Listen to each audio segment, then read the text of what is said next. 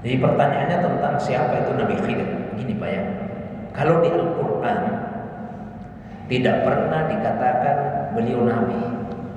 Di Al-Quran itu tidak dikatakan beliau Nabi dan tidak disebut namanya. Tapi kata atau istilah yang digunakan di dalam Al-Quran itu adalah abdan. Beliau itu seorang hamba. Ceritanya ada di surah Al-Kahfi. Nabi Musa alaihissalam diperintah oleh Allah untuk mencari seorang hambanya. Nah, saya ambil ujungnya saja ayat karena panjang itu ceritanya. Fawajada abdan min ibadina atainahu rahmatan min indina wa 'allamnahu min ladunna ilma. Fawajada, maka Nabi Musa bersama dengan seorang muridnya yang menurut para ahli tafsir namanya Yusha bin Nun, akhirnya menemukan siapa yang dia temukan? Abdan min ibadina, seorang hamba di antara hamba-hamba kami. Mengapa dia istimewa? Allah sebutkan alasannya. Atainahu rahmatan min indina, karena kami telah memberikan rahmat dari sisi kami. Wa 'allamnahu min ladunna ilma, dan kami juga telah mengajarkan ilmu dari sisi kami. Saya sebutkan tadi Pak dua kata dari sisi kami, tapi yang digunakan di Al-Quran itu beda. Rahmatan min indina dengan wa 'allamnahu min ladunna. Nah, ulama kita menjelaskan kalau dia bersifat fisik itu digunakan indina. Tapi kalau non fisik seperti ilmu digunakan ladunna. Itulah sebabnya kemudian muncul istilah ilmu laduni. Ilmu laduni itu adalah ilmu yang diajarkan secara langsung oleh Allah Subhanahu wa taala kepada hamba-hamba pilihannya. Karena ilmu itu ada dua macam. Ada ilmu yang sifatnya makasib, diperoleh melalui usaha, kita belajar, baca buku, dengar ceramah, ikuti pengajian, itu ilmu makasib. Ada ilmu mawahib, ilmu yang merupakan pemberian langsung dari Allah Subhanahu wa taala. Biasa juga disebut ilmu laduni. Isyaratnya sejak awal disebut oleh Allah pada surah Al-Alaq ayat 4 dan ayat 5. Allazi 'allama bil qalam 'allamal insana ma lam ya'lam. Dialah Allah yang telah mengajarkan manusia dengan perantaraan qalam. Dia mengajarkan kepada manusia apa yang dia tidak ketahui. Ini isyarat ilmu itu dua macam. Ada ilmu yang diperoleh dengan belajar, dengan usaha. Ada ilmu yang diperoleh secara langsung, pemberiannya Allah Subhanahu wa taala.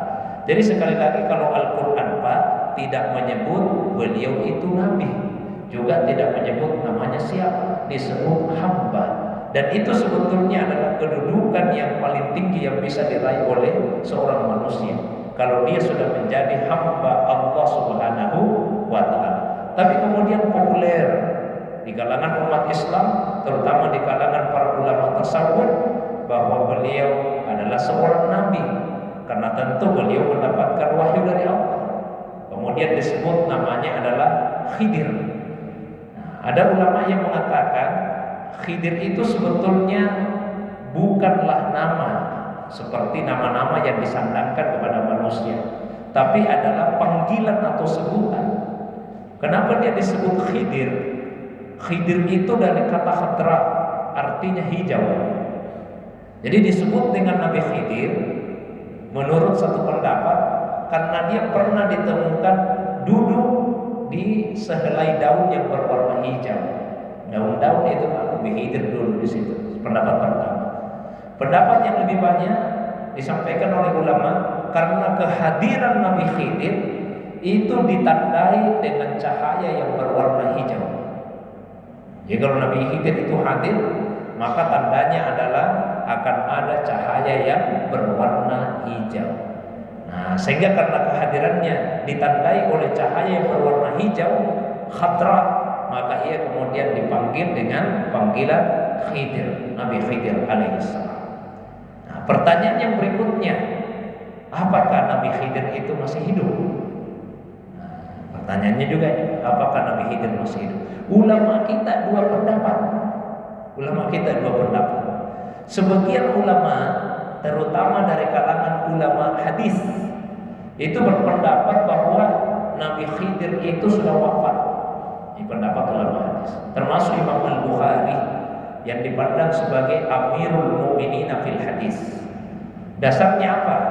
Karena ada riwayat suatu waktu Rasulullah Sallallahu Alaihi Wasallam kumpul sama-sama sahabat dan beliau menyampaikan bahwa 100 tahun setelah itu, setelah hari pertemuan itu, tidak akan ada lagi yang hidup di muka bumi ini yang tersisa.